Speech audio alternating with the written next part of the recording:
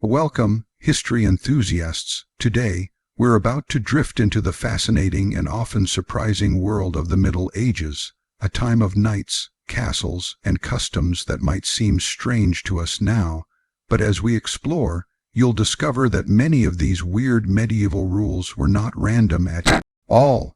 They were clever solutions to the challenges of daily life, from food and drink to clothing and social order. So get ready to journey back in time and uncover the logic behind some of history's most curious regulations.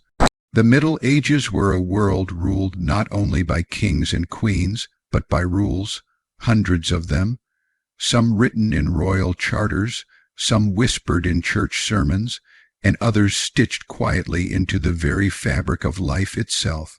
Among these, none were as visible or as strange as the laws of clothing. To walk through a medieval town was to see an entire social order displayed in color, cloth, and cut. You could tell who a man was by the hat he wore, how much he earned by the fabric of his tunic, and how close to God he supposedly stood by the shine of the metal clasp at his neck. In a world where hierarchy meant survival, your wardrobe was a declaration of your place in the universe. And so emerged the sumptuary laws, a name derived from the Latin sumptus, meaning expense.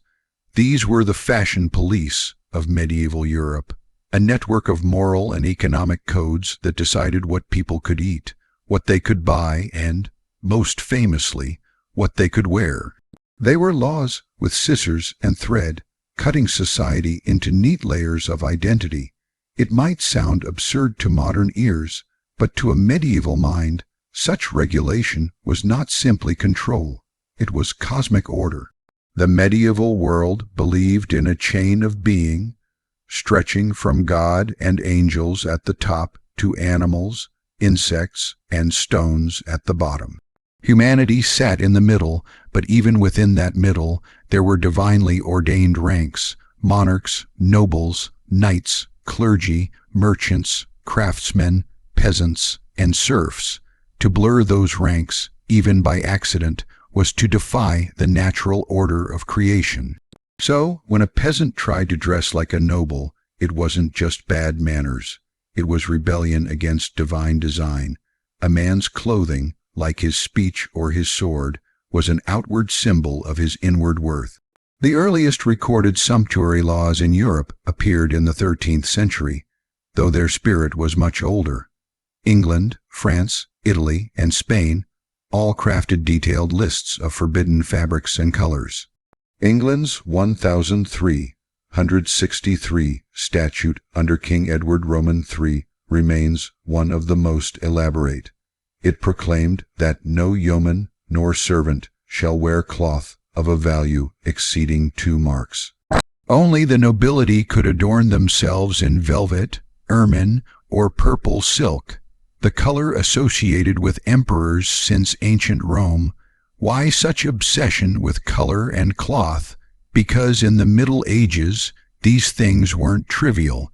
They were expensive symbols of global power. Silk came from Asia by way of the Silk Road, dyed in rare pigments ground from crushed stones and exotic insects. A single purple robe might cost as much as a small farm. When a merchant's wife walked through town in such luxury, she wasn't just showing off wealth. She was threatening the visual dominance of the aristocracy. And so, the crown struck back. Historians often call these laws an early form of economic protectionism. By restricting the consumption of luxury imports, monarchs tried to keep gold from leaving the kingdom, but there was more at play. The medieval mind was obsessed with balance between body and soul, heaven and earth, ruler and ruled. Excess of any kind, food, drink, or finery, was thought to tempt sin. Pride, after all, was the deadliest of the 7 sins. Thus, fashion became a moral battlefield. The preacher's pulpit thundered against vanity. The lawmaker's pen wrote restrictions that echoed those sermons. Together, they built a cage of virtue that also happened to protect the social hierarchy. Imagine the life of a tailor in 14th century London. His shop is crowded with bolts of wool, linen, and imported silk from Genoa. Customers arrive with hopeful eyes, asking, "Can you make me a gown like the Duchess wears?" He must answer carefully. If he sells a banned fabric to the wrong client, he could be fined, imprisoned, or lose his guild license.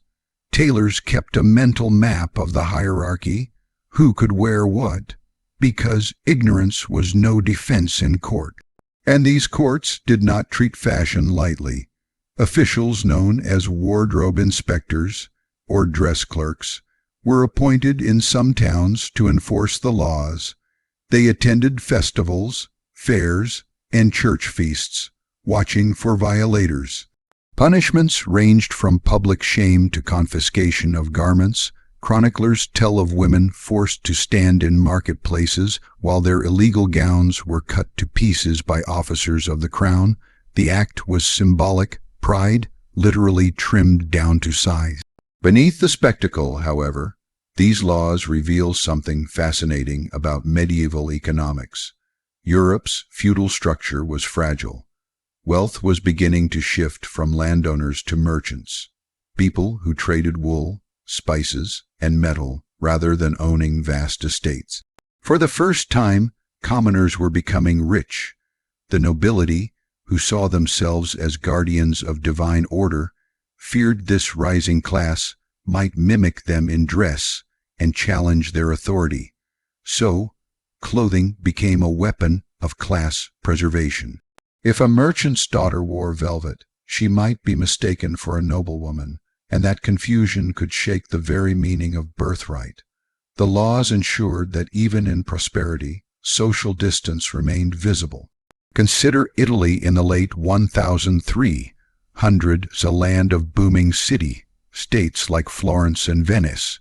Here, sumptuary laws reached extraordinary precision. Women were forbidden from wearing more than 2 rings at a time or from using certain pearl-embroidered veils unless they belonged to noble families. In Florence, fines were levied for dresses with trains too long because only the highest ladies could afford to drag wealth behind them. The irony, these restrictions often had the opposite effect. The rich grew more creative in finding loopholes. When a fabric was banned, they turned to local weavers who produced imitation versions.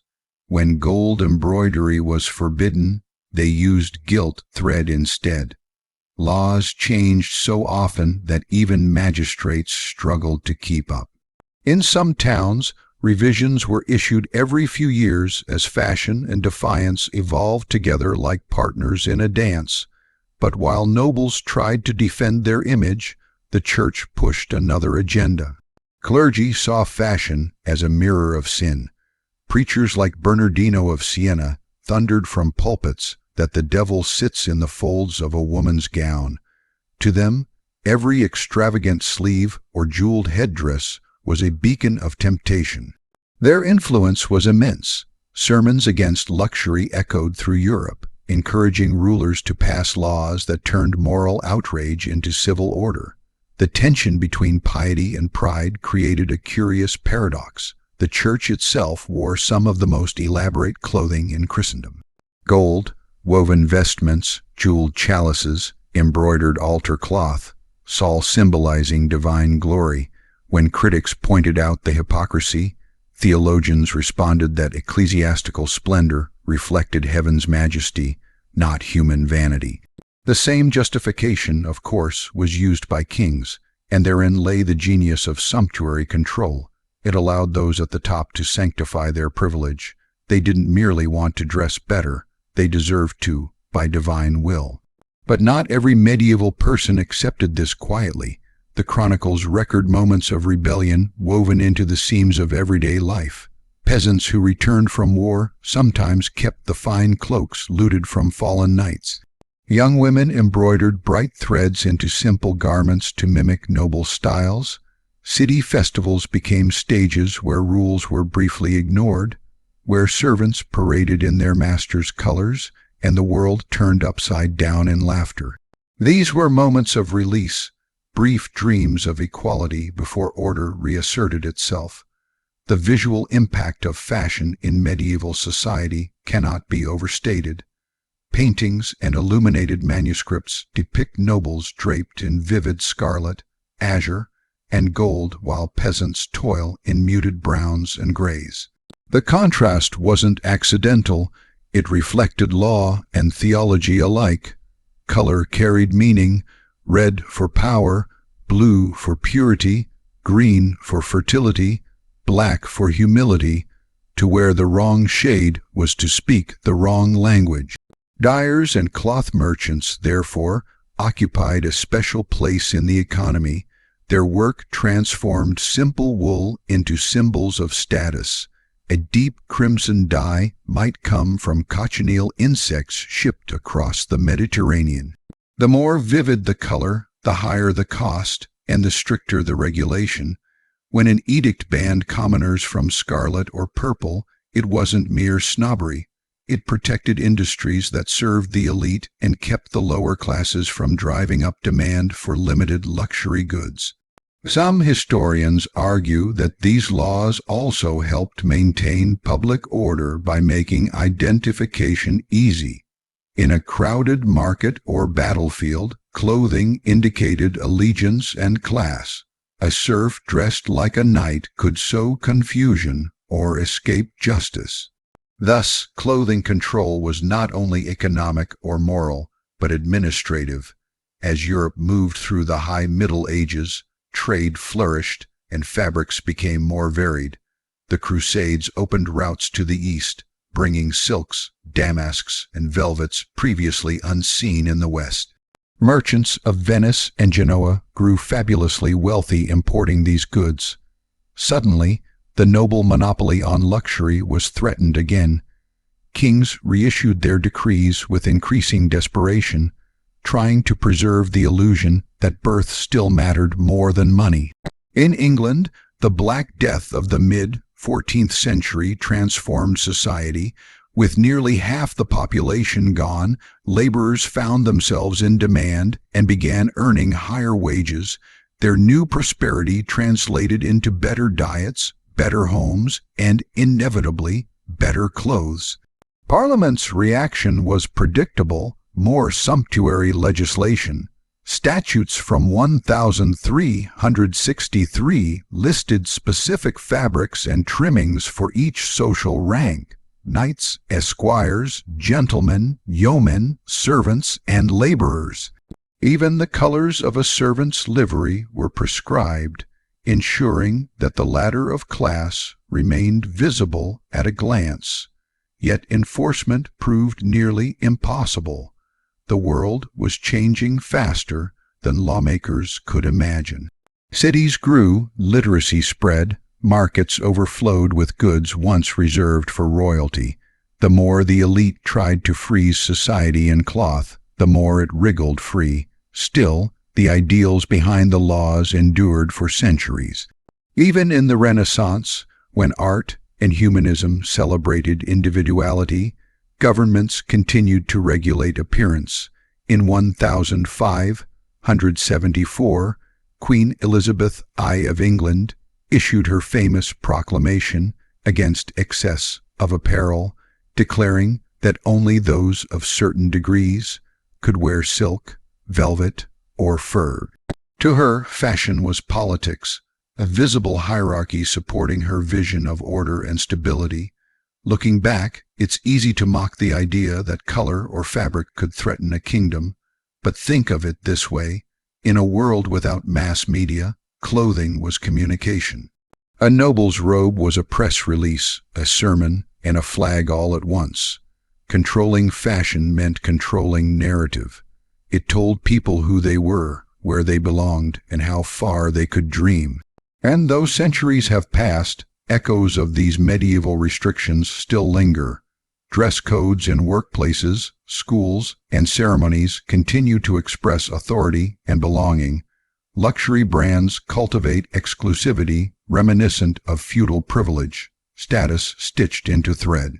When we look at a designer logo today, we're seeing the modern descendant of the medieval coat of arms, a symbol that says, "This is who I am, this is what I'm worth." Thus, the story of medieval sumptuary law is not just about old garments. It's about the timeless struggle between expression and order, ambition and control. The next chapters of that struggle would unfold in courtrooms, markets, and palaces across Europe, as rulers and rebels alike discovered that fashion, once unleashed, cannot easily be contained. The age of clothing laws was, in many ways, the age of visual storytelling. Every street in a medieval town was a moving tapestry of rank and ritual.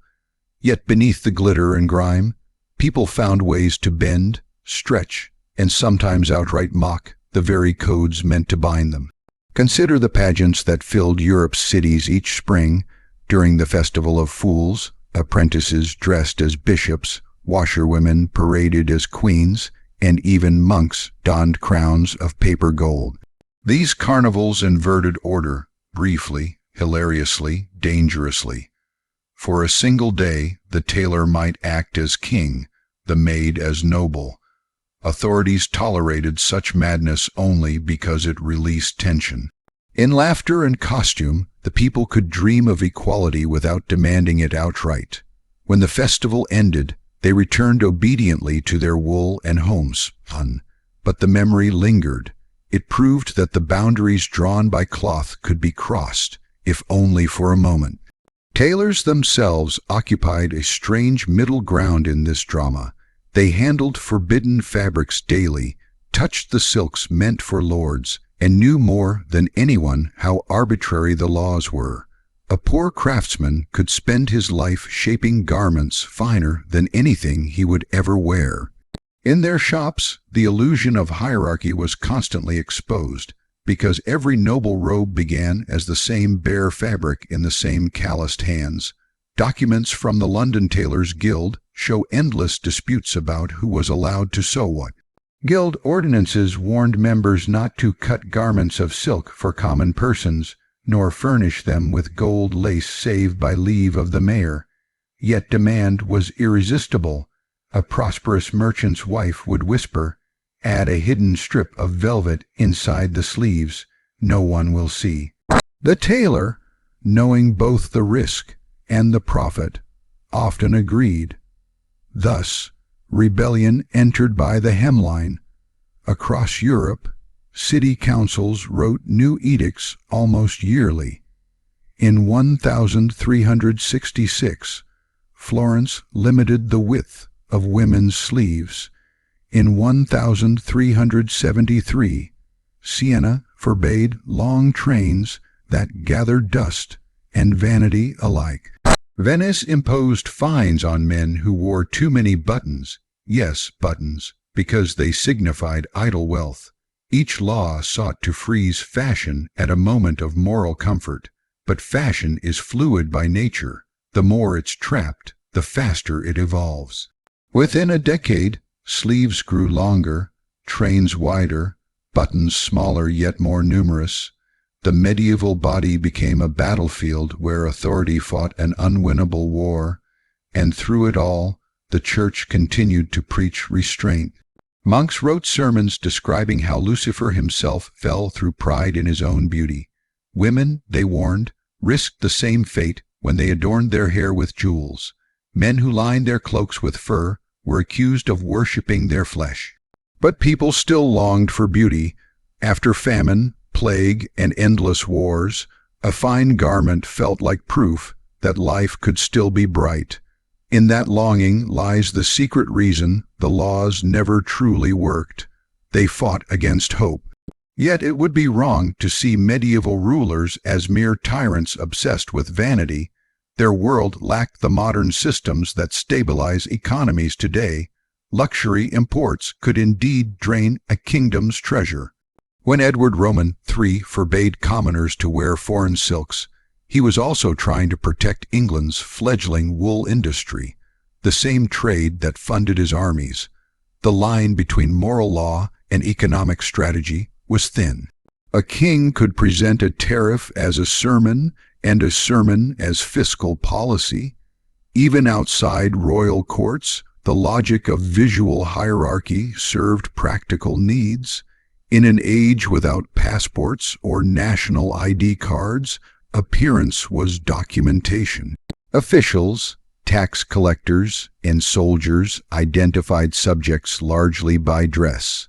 A knight's heraldic colors told allies friend from foe on chaotic battlefields.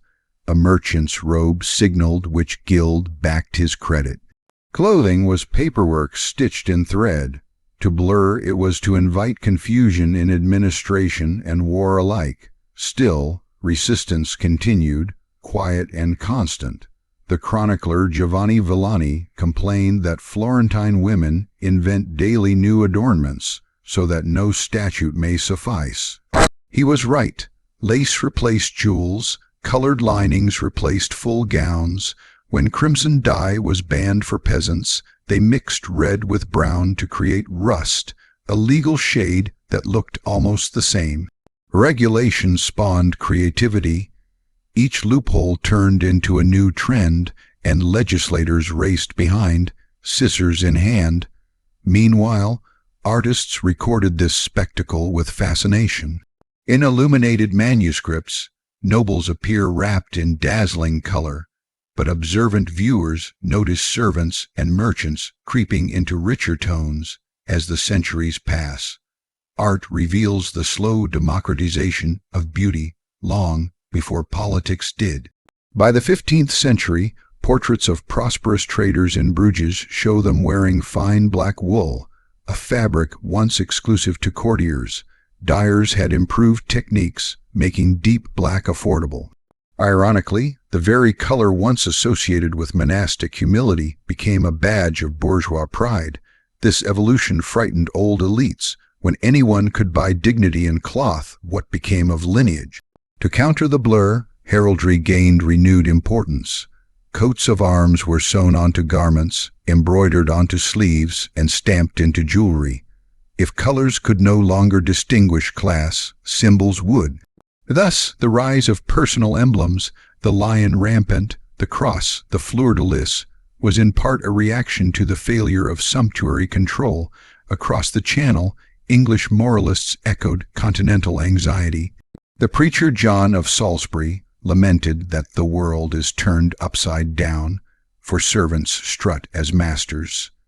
His words hint at a deeper fear, that visibility of wealth could lead to visibility of power. Once people looked like nobles, they might begin to think like them, to demand privilege, voice, representation. Clothing was no longer just fabric, it was political contagion. As Europe entered the 15th century, the seeds of that contagion began to sprout.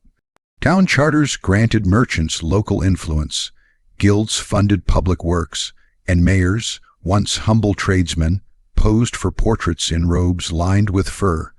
The laws still existed, but they were ghosts, cited, ignored, rewritten, ignored again.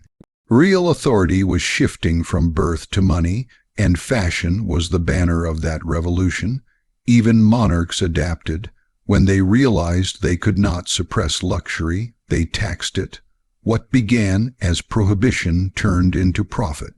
Kings sold exemptions to their own laws, special licenses permitting a merchant to wear silk for the honor of the crown. Thus, privilege became merchandise. The same rule that once preserved hierarchy now financed it. By the dawn of the Renaissance, Europe was awash in color. Velvet from Lucca, brocade from Constantinople, lace from Flanders, each a reminder that trade had triumphed over tradition, yet echoes of the old mindset survived. Elizabeth I's proclamation against excess of apparel in 1574 was, in spirit, the last great gasp of medieval sumptuary belief. She insisted that the degrees, states, and distinctions of every person shall be duly known by their apparel. But the very need to proclaim it showed how obsolete the idea had become. The merchant classes of London and Antwerp wore what they pleased. The world had grown too large to police. Let us pause and imagine a scene near the end of this long story. A tailor's apprentice in 1600 sits by candlelight, sewing a gown for the daughter of a wealthy brewer. The fabric is imported satin dyed a deep violet, a color once reserved for emperors. The girl will wear it to church on Sunday. No constable will stop her. No priest will sermonize. The law still exists somewhere in dusty parchment, but in practice it's gone. What remains is memory, the echo of centuries when color defined destiny. That memory, however, left traces in our modern age. The instinct to measure worth through visible markers did not die with the Middle Ages. It simply changed form. When a business suit signals authority, when a designer handbag whispers exclusivity, we are participating in a lineage older than we realize. The medieval gown and the modern brand both perform the same function. They separate aspiration from attainment, self-expression from status. The difference is only in material, not in meaning. Historians reading royal edicts and guild accounts have come to see sumptuary laws not as absurd relics, but as mirrors reflecting deeper truths. They reveal a society struggling to manage the tension between stability and change. Every empire, from Rome to the Renaissance, faces that tension in its own way. The Middle Ages tried to solve it with thread, and there is another layer, psychological, almost spiritual. The medieval obsession with visible order sprang from a world view that feared chaos more than injustice. In an age of plague, famine, and war, hierarchy offered comfort. If every person, color, and garment had a rightful place, then perhaps the world itself did too. To wear beyond one's station was not only arrogance. It was tempting the cosmic disorder that medieval people saw in every storm and sickness. Their laws of fashion were, in essence, prayers for stability stitched into daily life. Of course, stability built on fear cannot last. The human desire for self-definition eventually tears through any fabric of restraint. By the 17th century, philosophers began to preach individual merit over inherited rank. Merchants became patrons of art, scholars rose from humble birth, and clothing followed personality rather than prescription. The fashion police of the Middle Ages faded into history's margins, remembered mostly for their absurdity, though their intent was once sacred. Today, when museums display those ancient robes, we see more than decoration. We see encoded history. Each thread carries the echo of sermons, decrees, ambitions, and defiance. A velvet sleeve tells of a queen's command, a patched tunic of a peasant's quiet dream. The story of sumptuary law is ultimately the story of humanity's constant negotiation with image and identity. And so, the next time you pass a shop window glittering with luxury beyond reach, think of the medieval tailor and his forbidden silk.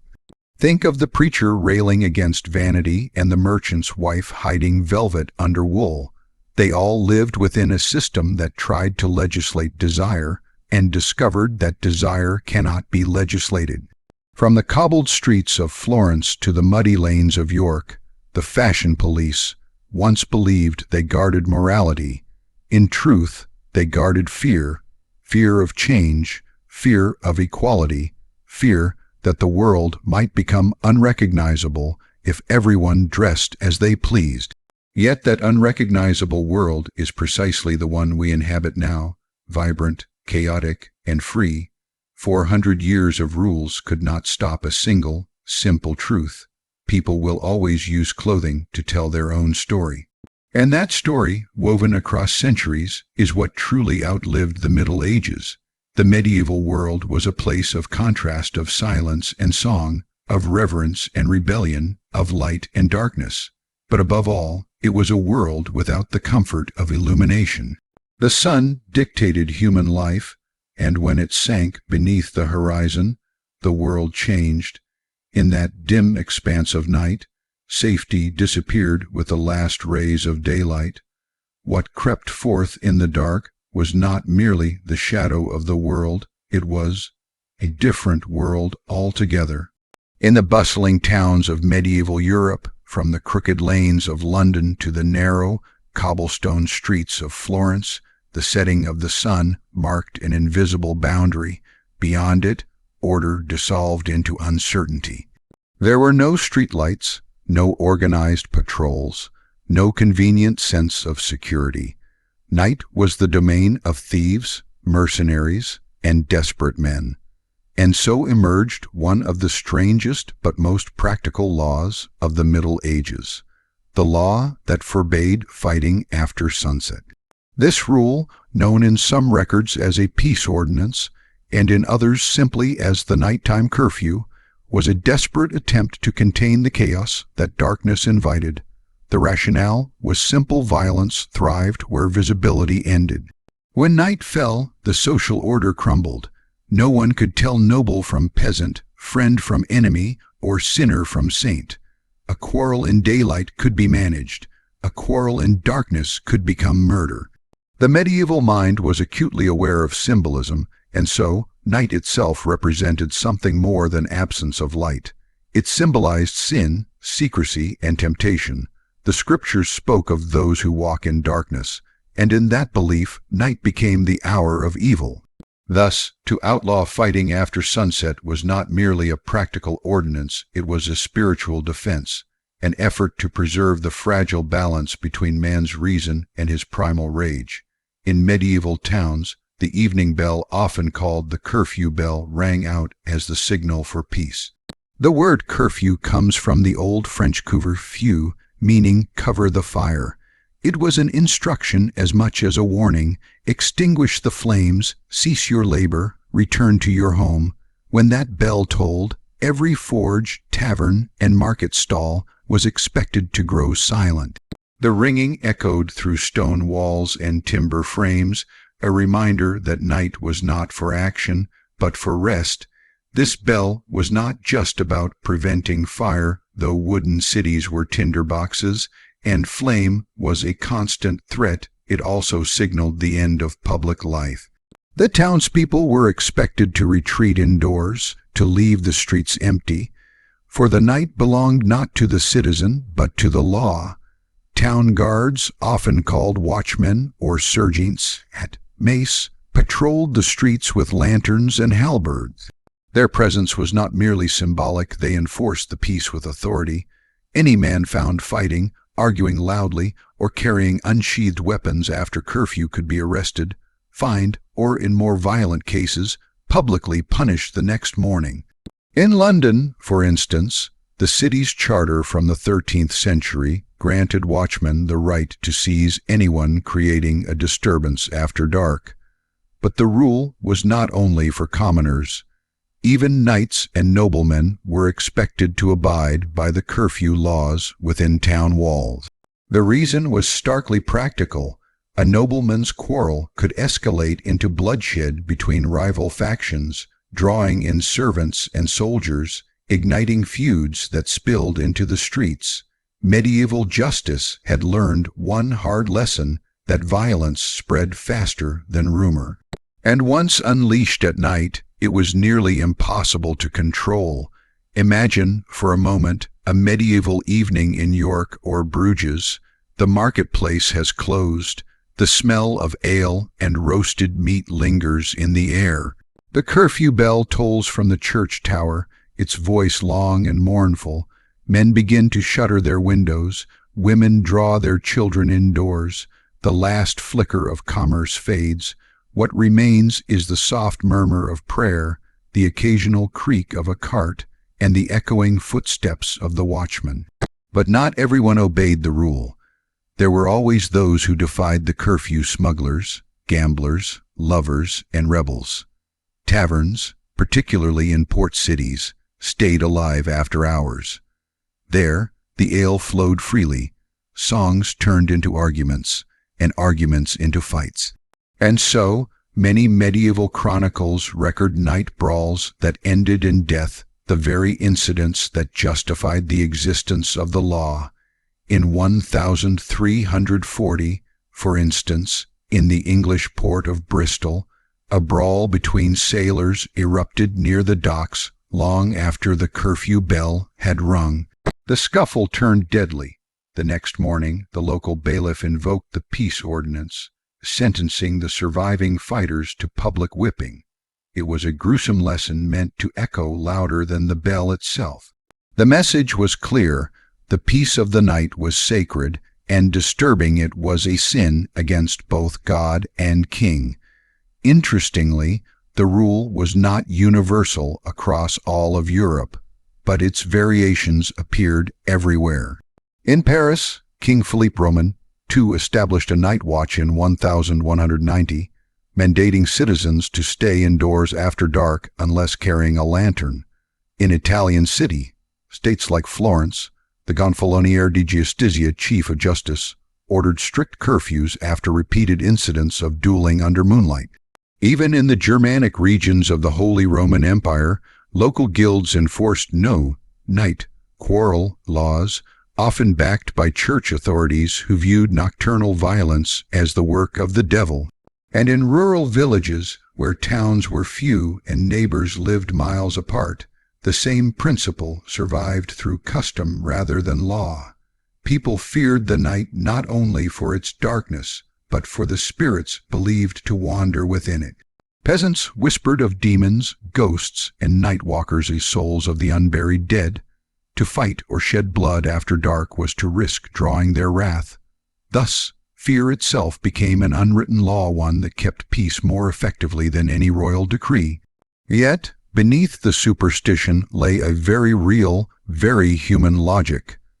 Medieval society was built upon fragile trust between neighbor and neighbor, lord and subject, soldier and citizen. The night's uncertainty threatened that trust. A brawl at night could ignite revenge in the morning, leading to clan feuds or vendettas lasting generations. By forbidding combat after sunset, rulers sought not only to maintain immediate order, but to prevent the long chain of retaliations that could follow. Records from 14th century England even describe a peculiar kind of oath taken by watchmen, a vow to keep the peace of the king's night. These men, often poorly paid and ill-equipped, were symbols of civic discipline. They carried horns or bells to raise alarm, and anyone caught fighting could find themselves locked in a wooden cage or iron stocks by dawn. Punishment was public, meant to shame as much as it was to correct. But the rule's importance went deeper than enforcement. It was psychological. The idea of night as time forbidden reinforced social unity. By obeying the curfew, people demonstrated loyalty not only to the crown, but to the unseen order that bound them. When the bell rang, it was as though the entire city took a collective breath and surrendered itself to silence.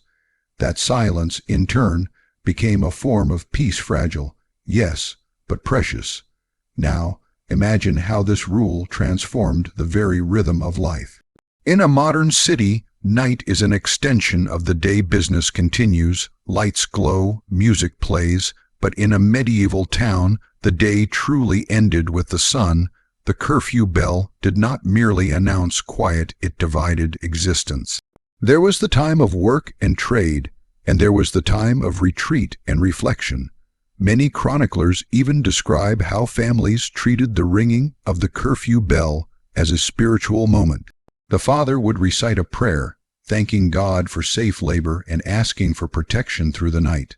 Fires would be covered with ash to prevent flame, and the youngest children were told stories, often cautionary tales, about those who disobeyed the night peace and met their doom. Thus, what began as a legal rule evolved into a moral custom. Yet, the law's impact wasn't only moral or spiritual, it also shaped architecture itself. In medieval cities, houses were built close together, with narrow streets that could easily become traps for ambushes. By forbidding public conflict after dark, authorities minimized the risk of these areas turning into battlegrounds. Many town gates were closed entirely at night, locking citizens inside. It was both protection and imprisonment, a reminder that safety came with submission. The rule against fighting after sunset also reveals something profound about medieval psychology, a recognition of human weakness. Lawmakers knew that in darkness, anger outpaced reason. They understood that the night stripped away restraint. Thus, they designed the law not to punish men for being violent, but to save them from themselves. And still, despite its logic, the rule was often broken. There are countless records from 12th–15th century court rolls describing fights at taverns, alleys, or town gates long after curfew. These brawls were rarely noble duels. More often, they were drunken quarrels between apprentices, sailors, or merchants. But every violation strengthened the authority of the law. Each morning's punishment reminded the town that peace must be protected even if by fear. As the medieval centuries unfolded, the nighttime peace laws evolved alongside the towns themselves. What began as a simple prohibition against fighting became part of a wider legal and cultural structure that defined what it meant to live in a civilized community. The more urban life expanded, the more pressing the need for control became. 1,000 years ago, Europe's growing cities were loud, filthy, and unpredictable, and when the daylight disappeared, they became ungovernable. The curfew bell thus became one of the most recognizable symbols of order. In some towns, it was rung by monks or priests, in others, by civic officials known as bellmen. The sound carried far across the rooftops, echoing off the stone walls and timber beams, its rhythm as steady as the heartbeat of the town itself. For those who lived by it, the bell was not only a warning, it was reassurance. It told them that someone somewhere was keeping watch, yet it also created an invisible line between the obedient and the defiant. The moment the bell ceased, the world was divided. Those who stayed indoors belonged to peace. Those who lingered outside belonged to risk. In this quiet partition lay the unspoken truth of the medieval order. Freedom was a privilege that existed only in the daylight. Consider London in the late 13th century. The city was swelling with trade and migrants. Carpenters, bakers, cloth merchants, and masons crowded the narrow lanes by day. But when the curfew bell of St. Martin-le-Grand tolled, the streets emptied like the tide receding from the shore. Guards patrolled in pairs, armed with torches and cudgels. Their job was not just to stop fights, but to make their presence known, to remind citizens that the peace of the night belonged to the king. Many of these watchmen were poorly trained, but the psychological impact of their authority was immense. The flicker of a torch at the corner, the echo of boots on cobblestone, or the call of a watchman announcing the hour, these were symbols of security.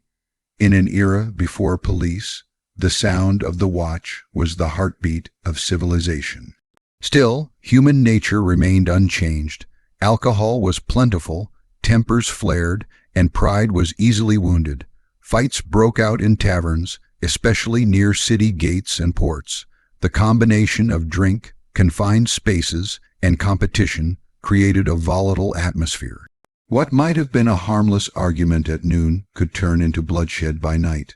In one account from the town records of Norwich in 1374, two blacksmiths, Thomas of the Lane and Richard of Bishopgate, were fined for disturbing the king's peace after the ringing of the bell. The men had fought over a debt, drawing knives outside a tavern.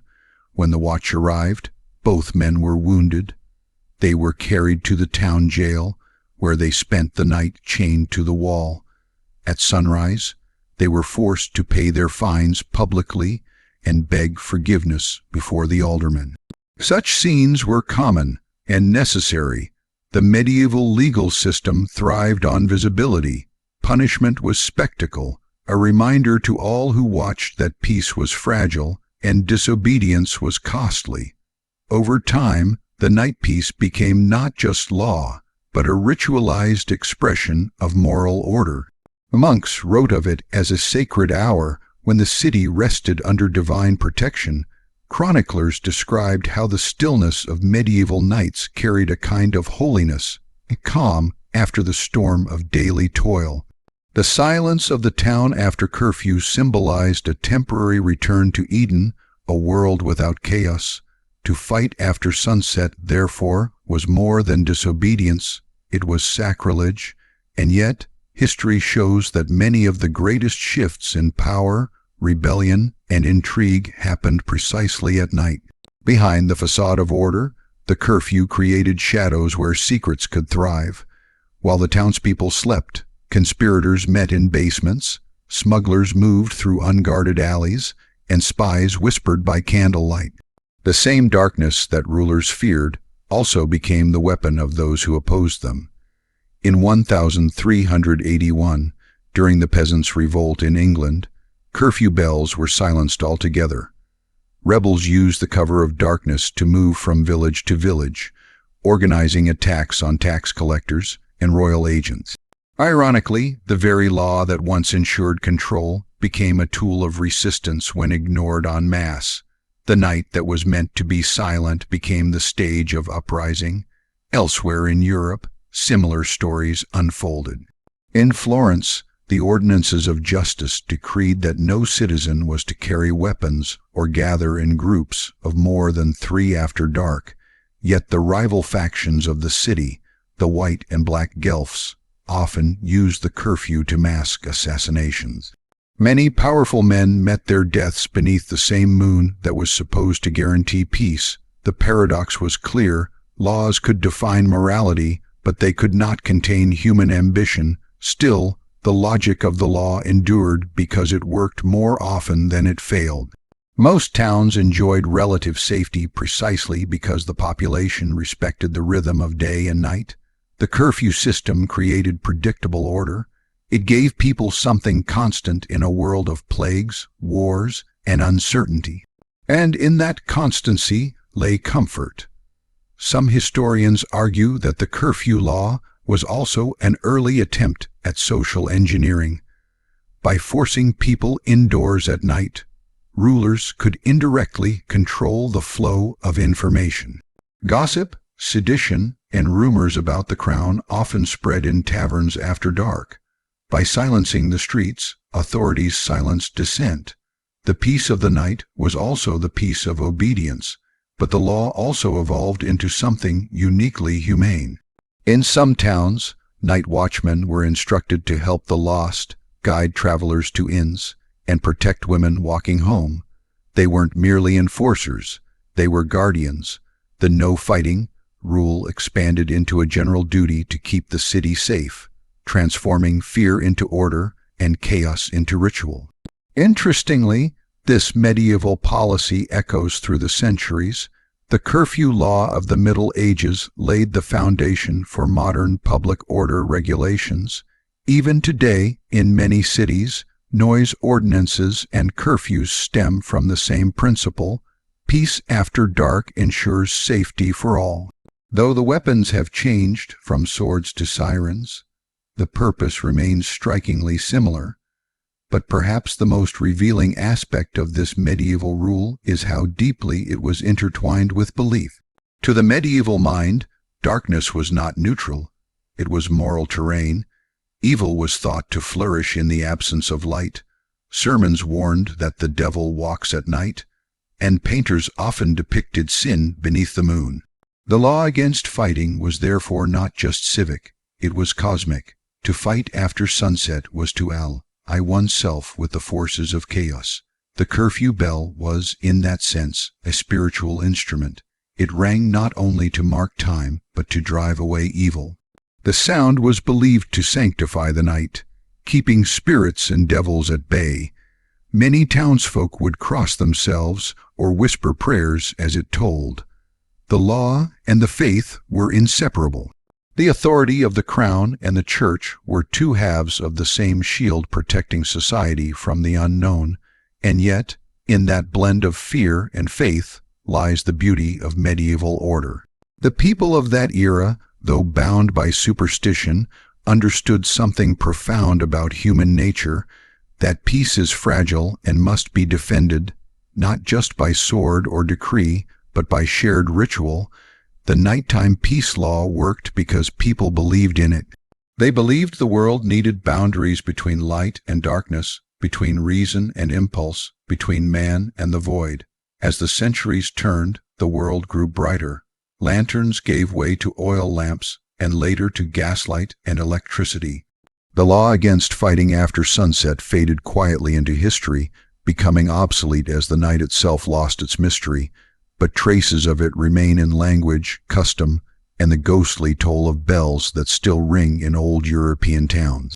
Each echo carries a whisper of that ancient command: cover your fire, keep the peace, sleep in safety. It is easy to dismiss the medieval curfew as a relic of oppression, but that would be to misunderstand it. In a world without technology, without central police, without instant communication, such laws were acts of reason. They were humanity's attempt to carve order out of darkness. The rule against fighting after sunset may seem quaint, but it stands as one of the earliest acknowledgments that civilization depends not only on courage, but on restraint. The lesson endures. Peace is not the absence of conflict. It is the discipline to hold one's sword in silence. In the hush of those forgotten nights, between the tolling of the bell and the closing of the last door, medieval Europe learned something timeless, that even in an age of brutality, men could choose calm over chaos. And in doing so, they laid the first stones of the world we now call civilized. In the medieval world, bread was not just food, it was life itself. For most people, the daily loaf was the difference between survival and starvation. To lose access to bread was to stand at the edge of death, and so it became the foundation of law, morality, and even faith. The control of bread was the control of civilization. The people of the Middle Ages lived under the shadow of hunger. Famine was never far away. Harvests could fail, weather could destroy crops, and plague could empty entire villages. In such a world, food was more precious than gold. It's no wonder, then, that medieval rulers, priests, and guilds saw the regulation of bread not as bureaucracy, but as a sacred duty. Every town had its bakers, and every baker had an oath. To bake bread was to serve the people, and that service came with rules, strict, detailed, and ancient. Across medieval Europe, laws governing the price, weight, and quality of bread were codified into one of the most remarkable documents of early economic history, the Assize of Bread and Ale. First recorded in England around 1266 during the reign of King Henry Roman III, this law dictated exactly how much a loaf of bread should weigh and how much it should cost, depending on the current price of grain. It was an intricate formula that adjusted to market conditions. If wheat became scarce, the size of the loaf shrank, but its price could not rise unfairly. If grain was abundant, the loaf grew larger, ensuring that bakers did not exploit the poor. The logic was as simple as it was profound. The baker's profit must never come at the cost of the people's hunger. To enforce this, medieval towns appointed officials known as bread-weighers, or electioners. These men carried scales, measures, and authority. They inspected bakeries, examined loaves, and tested beer for purity. If a baker sold bread that was underweight, stale, or adulterated with cheap fillers like sand, beans, or chaff, punishment was swift and public. In London, the guilty baker might be paraded through the streets with his bad bread hanging from his neck as a sign of shame. In other towns, he might be placed in the stocks or forced to give away bread for free. Chroniclers describe even harsher cases: bakers tied to carts and dragged before jeering crowds, their loaves tossed to dogs as symbols of dishonor. These punishments may seem cruel, but they carried a powerful message. When you tamper with the people's food, you tamper with the fabric of society. Bread was more than sustenance, it was a moral covenant. In Christian symbolism, bread represented the body of Christ. To cheat in its making was not just a crime, it was a sin. The medieval world blurred the line between economic fairness and spiritual purity. The baker's oven became almost a sacred site, where honesty was as essential as fire. To understand how deep this went, we must remember that medieval Europe was a tightly interdependent society. The peasant grew the grain, the miller ground it, the baker baked it, and the town consumed it. Each step in that chain was monitored by guilds, councils, and laws. If one link broke, if a miller stole a measure or a baker sold poor bread, the community could collapse into unrest. Riots often began with rumors that bakers were hoarding grain or cheating on weights. Indeed, history records dozens of bread riots across medieval and early modern Europe. In 1258, during a famine in London, angry citizens stormed the granaries, accusing merchants of raising prices. The city erupted in chaos. Even centuries later, the same pattern repeated. In 14th century France, when bakers tried to profit from high grain prices, mobs destroyed bakeries and demanded royal intervention. And so, kings learned that to keep peace, they must first keep bread. The assize of bread and ale was not just about flour and yeast. It was about politics. It established a contract between ruler and ruled. As long as the bread remained fair, the people remained loyal. The work of the bread police might seem humble, but it was in truth an early form of consumer protection, centuries before the idea even existed. These inspectors would walk the streets with their official seals, stopping by ovens and alehouses, sometimes unannounced. They carried scales to weigh the loaves and rods to measure ale cups. Their authority came directly from the town council or royal charter, giving them power even over wealthy bakers. But the inspection was more than bureaucratic. It was ceremonial. When the electioner entered a tavern, the crowd would often fall silent. He would lift his wooden cup, smell the ale, taste it, and declare it fit or not. His judgment could make or break a business. Bakers, too, lived in fear of these inspections. A single bad loaf could bring ruin to their name. The rules were so specific that bakers developed a strange tradition to protect themselves. They always gave a little more than required. This extra loaf became known as the baker's dozen. When a customer ordered 12 loaves, the baker added one more for free, just in case one was found underweight. It was cheaper to be generous than to risk punishment. The custom survived long after the laws faded, a quiet echo of medieval justice in the modern world. Across Europe, similar laws existed under different names. In France, they were called les regal, mens du pain et du vin. In the Holy Roman Empire, city guilds enforced brotord, nuncheon, bread ordinances that dictated both the size and the purity of loaves. In Italy, the statutes of Florence and Venice set fixed standards for bread sold in public markets. In some towns, only certain guild-approved bakers were allowed to sell to the public, ensuring consistent quality. But what made these rules remarkable was their adaptability. They were not static decrees imposed by distant kings. They evolved with the rhythm of the harvest. Every season, officials recalculated the legal weight of a loaf based on the current price of wheat. These calculations were posted in marketplaces or proclaimed aloud by town criers, so everyone, from peasant to noble, knew what was fair. Transparency was the foundation of trust, and that trust was essential because medieval life was precarious. A bad harvest could push prices to ruinous levels. In such times, rulers often intervened directly. Chronicles tell of kings ordering royal granaries opened to feed the people or freezing bread prices during crisis years.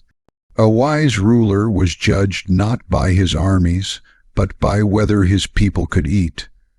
The assize laws also reveal something profound about the medieval world.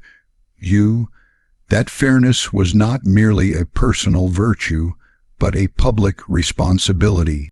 Justice was measured not only in courts, but in marketplaces. The moral economy of the Middle Ages was built on the belief that everyone had a duty to preserve balance between rich and poor, producer and consumer, work and reward. It was an era that understood scarcity intimately. To cheat your neighbor was not to gain, it was to endanger all. In that sense, the bread police were guardians not of law, but of life itself. As towns expanded and trade routes stretched across Europe, the complexity of the food economy grew.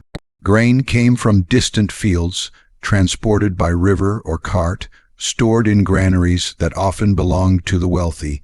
With distance came temptation.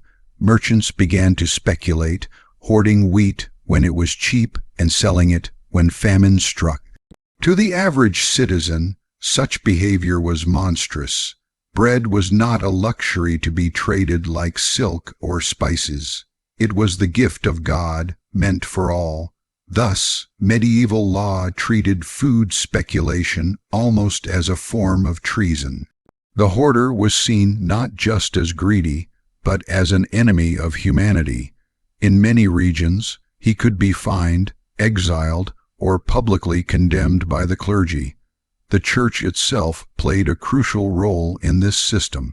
Monks were among the first to record grain prices, store surpluses, and distribute bread to the poor. In the eyes of the faithful, charity was not optional.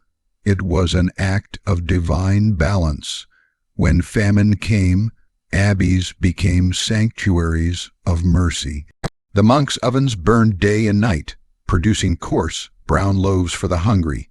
Each loaf was a sermon in flour, a symbol of hope when the fields lay barren. This moral connection between bread and righteousness shaped everything about medieval life. The Lord's Prayer itself declared, "Give us this day our daily bread."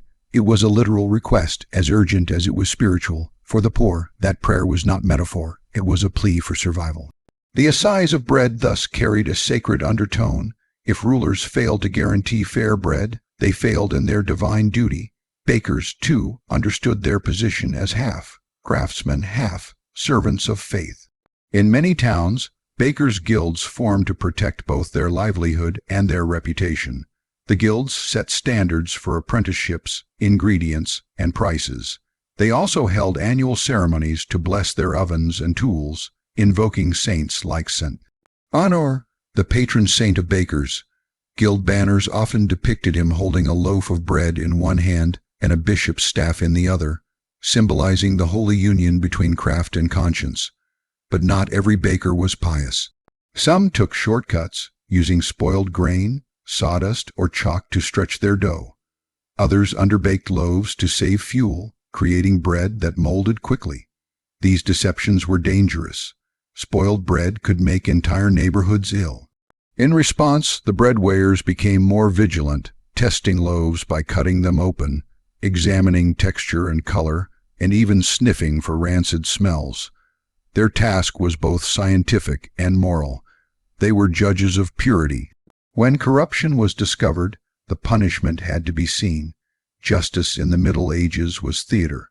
The sight of a dishonest baker dragged through the streets was meant to burn itself into the collective conscience. It told every citizen, "Your daily bread is sacred. Betray it, and you betray us all." These public shaming rituals were a kind of civic education. They reinforced the idea that fairness was not an abstract ideal. It was tangible, edible, shared at every table. Medieval people may not have understood modern economics, but they understood equilibrium. They lived close enough to hunger to feel the moral weight of every crumb. In some towns, inspectors extended their duties beyond bread to include beer and ale. These were the safest drinks available. Water was often unsafe, but brewing could be as deceitful as baking. Some brewers watered down ale, while others used toxic herbs instead of hops. The assize of ale set strict penalties for such fraud. Just as the bread must be pure, so too must the ale. To modern eyes, these rules might seem excessive, but they reflect something timeless: the belief that essential goods must be protected from greed. The Middle Ages were harsh, but they understood community in a way we often forget. No one survived alone. To break the trust of the mark, it was to break the invisible chain that linked all lives together. Interestingly, the concept of regulating bread extended far beyond Europe. In Islamic cities of the same period, Cairo, Damascus, Baghdad, similar food laws existed. Market inspectors known as muhtazibs enforced fair prices and honest weights. They patrolled the bazaars, ensuring bakers, butchers, and spice merchants did not cheat. Across civilizations, the principle was the same. The marketplace was not a jungle, but a moral arena. What made the medieval European approach distinctive was its deep intertwining of religion, law, and civic life. The baker was accountable to both heaven and the town council. The inspector spoke with the authority of both God and king. And every loaf of bread, no matter how humble, carried the imprint of this dual power. The scale of enforcement was remarkable for its time. In some English towns, inspectors visited bakeries weekly, in larger cities, daily. They recorded their findings in ledgers, creating some of the earliest examples of municipal data collection. These records reveal a fascinating glimpse into daily life, fluctuations in wheat prices, weather patterns affecting grain, the rise and fall of bakers' fortunes. Each line written by a clerk was a fragment of the living economy of the Middle Ages, and there was another, subtler purpose behind these laws: stability. Hungry people are dangerous people. Rulers had learned that lesson through bitter experience. Riots, uprisings, and revolutions often began in empty stomachs. A loaf of bread could determine the fate of a city. The laws ensured not only fairness but peace. When bread was stable, kingdoms were stable. Even literature reflects this truth. Medieval poets often described hunger as the greatest of evils and bread as the measure of civilization. Where there is bread, wrote a 14th century monk, there is faith. Where bread is scarce, sin and sorrow abound. The link between nourishment and virtue was unbreakable. In times of abundance, the law became a symbol of gratitude. In times of famine, it became an anchor against despair.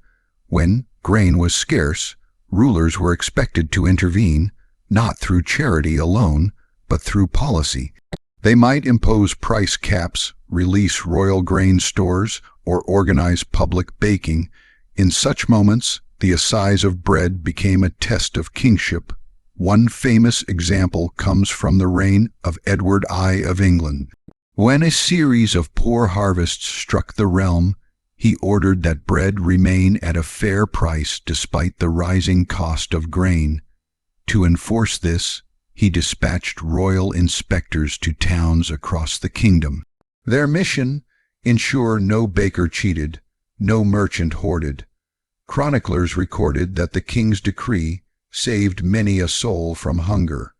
It was governance not through conquest, but compassion. The connection between law, morality, and bread would continue to shape Europe long after the Middle Ages ended. In the centuries that followed, as economies grew more complex, the idea of regulating essential goods persisted. But its roots, the deep moral conviction that food should be fair, lay in the medieval streets where bread weighers once walked. By now, the image of the bread police might seem almost quaint: men in woolen cloaks, holding scales beside wood-fired ovens. Yet behind that simplicity was a revolutionary idea, that the economy must serve the people, not the other way around. The assize of bread and ale stands as one of the earliest attempts to humanize commerce, to insist that morality has a place in markets. And the symbolism endures.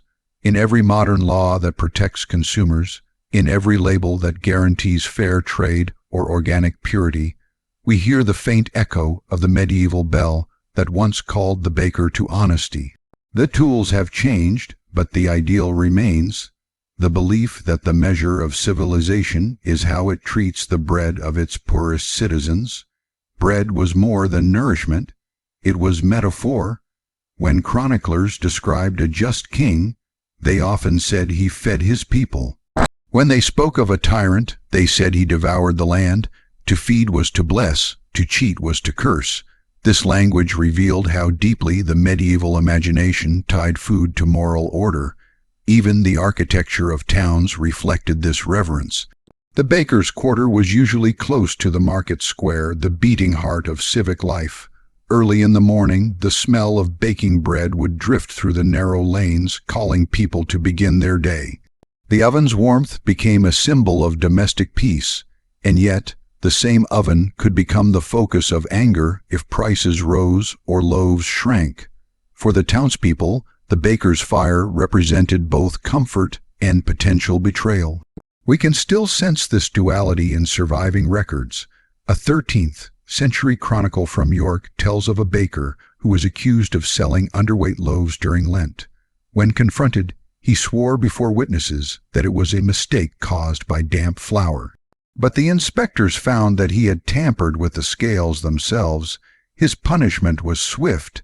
His shop shuttered, his tools confiscated, his name posted at the church gate.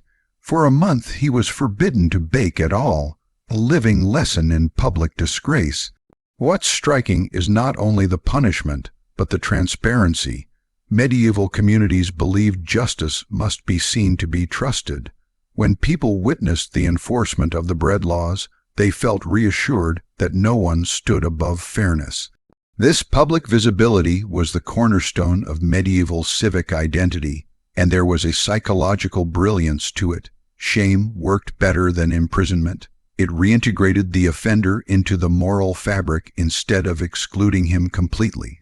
Once his penance was done, the baker could rebuild his reputation through honesty and service. In this way, the medieval system, primitive though it seems, contained the seeds of modern restorative justice. The bread police were not faceless bureaucrats. Many were respected members of the guilds or appointed by the town council through democratic vote. In smaller villages, the role rotated among trusted elders. These men, and in some cases women, understood the gravity of their work. They were mediators between commerce and conscience. Their job was not merely to punish, but to maintain equilibrium, ensuring that scarcity did not turn to starvation or greed to rebellion. During hard winters, the bread weighers became the most watched figures in town. Crowds followed them through the markets, anxious to see whether prices would rise or fall. A single proclamation could alter the mood of an entire community. When they announced that loaves would stay at the same price despite a poor harvest, the crowd would cheer. When prices went up, muttering filled the square. Every sound of discontent carried the echo of potential revolt.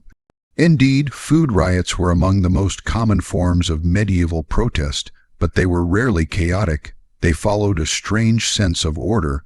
The rioters often targeted specific merchants accused of greed, while sparing others they saw as fair.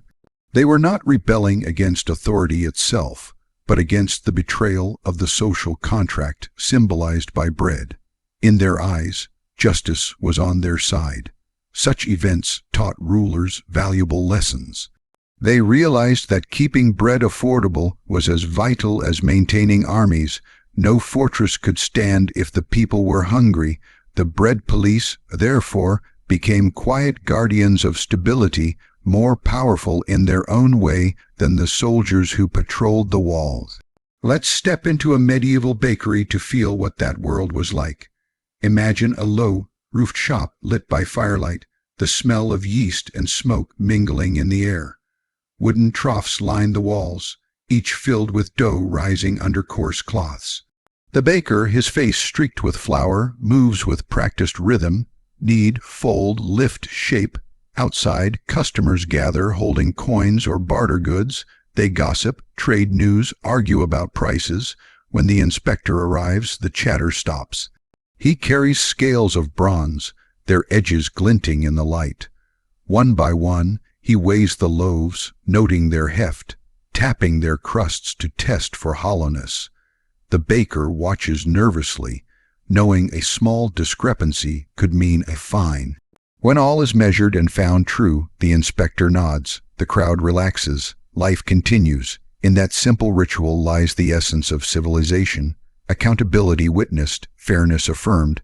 Such scenes unfolded thousands of times across medieval Europe. They reveal a world neither as dark nor as ignorant as stereotypes suggest.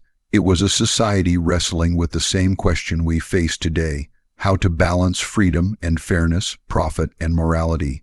Over time, technology changed the game. By the late 14th century, mechanical mills replaced many hand grinders, increasing efficiency but also concentrating power in fewer hands. Millers gained immense influence, often accused of taking too much toll, keeping a larger share of grain than allowed. The bread inspectors now had to police them too, expanding their oversight from the finished loaf to the entire chain of production. This development marked one of the earliest recognitions that corruption in supply could poison fairness at the table. And when the Black Death ravaged Europe in the mid-14th century, the fragile balance of food supply shattered.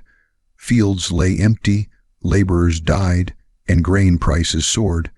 In desperation, towns clung to the bread laws even more tightly. Inspectors risked infection to patrol markets. Chroniclers record moments of astonishing heroism, men who continued weighing bread for their neighbors while plague claimed their families. In death registers, we find notes beside their names, served faithfully in time of pestilence. The bread police became martyrs of order amid chaos. When recovery came, Europe was transformed. Wages rose, diets diversified, and trade expanded, but the memory of famine lingered. Cities began building public granaries as insurance against future crises. These were monumental structures of stone, visible symbols of security. Their walls were often inscribed with Latin mottos like "For the peace of the city," or "Stored in times of plenty, shared in times of want." The bread inspectors became administrators of these reserves, evolving from street regulators to civil servants. By the dawn of the Renaissance, the assize of bread had become a deeply entrenched institution. Yet, with new prosperity came new temptations. Imported spices and sugar appeared in the bakeries of the wealthy.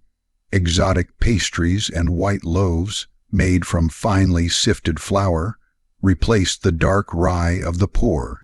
Once again, law struggled to catch up with luxury. Some towns tried to ban the use of foreign sweetmeats to preserve moral simplicity. Others taxed them heavily, treating indulgence as a privilege of the rich. Thus, the cycle repeated, regulation born of inequality and inequality preserved by regulation. Still, the ideal survived, the vision of a moral marketplace where every man and woman had the right to fair bread. Even as Europe modernized, that medieval spirit echoed on. During the Industrial Revolution, when bread riots erupted in London and Paris, protesters carried placards reading, "We want the assize."